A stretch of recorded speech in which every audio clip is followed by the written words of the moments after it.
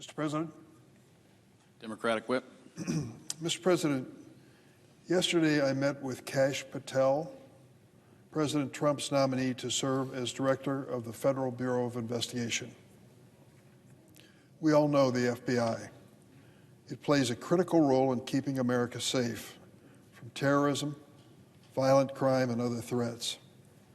The person who is in charge of our nation's leading law enforcement organization, the FBI, should be someone who is nonpartisan, solid, reliable, with a demonstrated skill in law enforcement.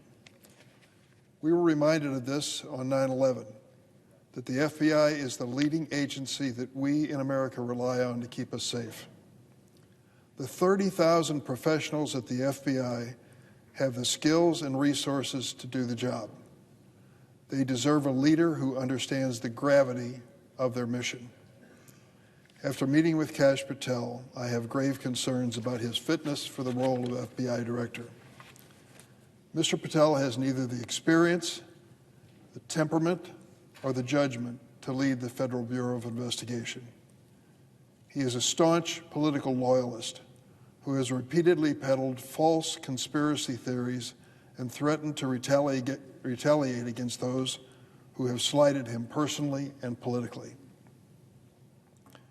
Start with January 6th. I was here in the Senate that day. I'll always be grateful to the U.S. Capitol Police and D.C. police officers who defended everyone who works in this building from an angry mob that is egged on by President Trump. You've seen the videos. You know what I'm talking about. But Kash Patel, the man who claims he should lead the FBI, actually says, and I quote, the FBI was planning January 6th for a year. Planning January 6th, the FBI. And he posted on social media, and I quote, January 6th, never an insurrection. Then he said, cowards in uniform exposed. Let me say those words again. Cowards in uniform. That's what Mr. Patel said. I asked him about that statement in my office yesterday. He couldn't explain it. Who were these so-called cowards in uniform when the mob stormed the Capitol building on January 6th? Who were these people? Were they the Capitol Hill police and the D.C. police officers who literally risked their lives to protect us and the Vice President? In light of the deaths and serious injuries they faced, Mr. Patel should not even suggest the possibility that these were cowardly acts. These were acts of bravery and courage. Many of them risked their lives for us, as they do every single day. To the people who've gathered in the balcony here to observe the Senate in session, to the thousands of visitors to this building, look around you. Quietly standing guard are men and women in uniform, Capitol Hill police, who are ready to step in and protect you if necessary. On January 6th, they did it at a great cost. So what are Mr. Patel's plans for this FBI that he said was actually planning January 6th? He said he wants to, quote, shut down the FBI Hoover building on day one and reopen it the next day as a museum of the deep state. And he said, quote, we're going to come after the people in the media. We're going to come after you, whether it's criminally or civilly. We're putting you all on notice. This is the man who wants to head up the FBI, and I'm quoting exactly what he said. He's even published an enemies list of 60 people whom he calls government gangsters. It's in writing. The playbook is there. The list of all 60 names is spelled out in detail. Who is included on this list of people that would be his enemies, these so-called government gangsters? Well, members of both political parties, Mr. Patel has identified, including former Trump administration officials like Defense Secretary Esper. Then there's Bob Mueller.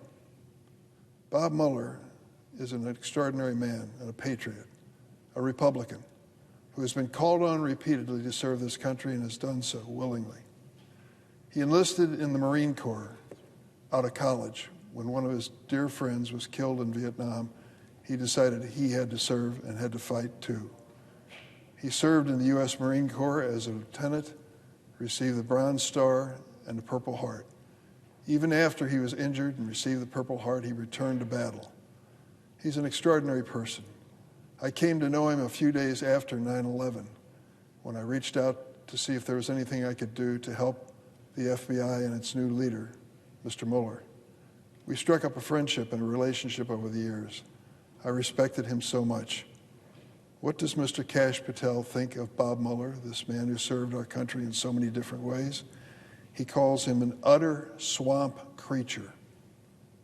And then there's Paul Ryan, former congressman from the state of Wisconsin, former Republican Speaker of the House. I count him as a friend, not a close friend, but a casual friend, someone I like. We didn't have a lot in common when it came to politics, but I thought he was a good public servant, served our country well. What does Kash Patel, who wants to head up the FBI, say in his book in writing about Paul Ryan?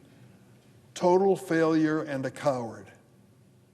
Paul Ryan, total failure and a coward. And then there's General Mark Milley, who was chairman of the Joint Chiefs of Staff. He served our country in so many different capacities, led our troops in battle, and distinguished himself time and time again. What does Kash Patel say of General Mark Milley, who served in President Trump's leadership?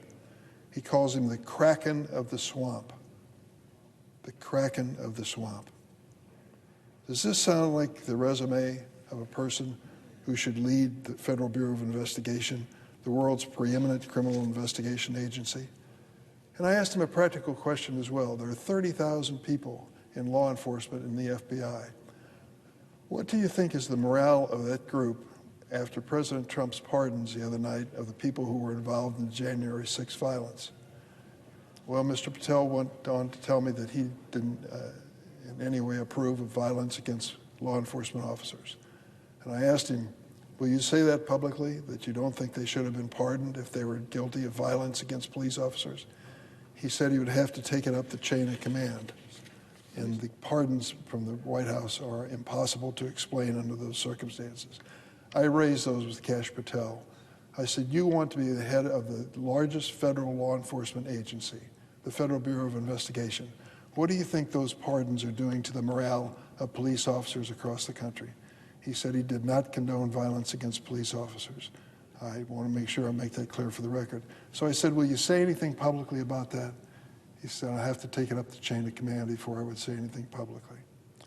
In 1976, Congress passed a law limiting the FBI director to a single term of 10 years, intending to insulate this position from political influence. But President Trump has repeatedly tried to bend the FBI director to his political agenda. He fired his first FBI director, Jim Comey. He forced out his second FBI director, Chris Wray, when they refused to do his bidding. Now President Trump has nominated a proven loyalist in Kash Patel. In a 2019 meeting, Patel reportedly told President Trump in the Oval Office he wanted to expand his portfolio to ensure White House personnel were, quote, completely loyal to the administration. Loyalty of police officers on a political basis is not the basis for sound judgment when it comes to law enforcement. We find loyal police forces in countries with autocratic rulers throughout our history. We don't want that in the United States. Mr. Patel's political grievances make him a favorite of the MAGA world, but they have not prepared him to work night and day to keep America safe from violent crime, drug trafficking, terrorism, and other threats. Mr. Patel's endless list of political grievances and well-documented threats of retribution are disqualifying, and they are spelled out in graphic detail in his own book, which I have read.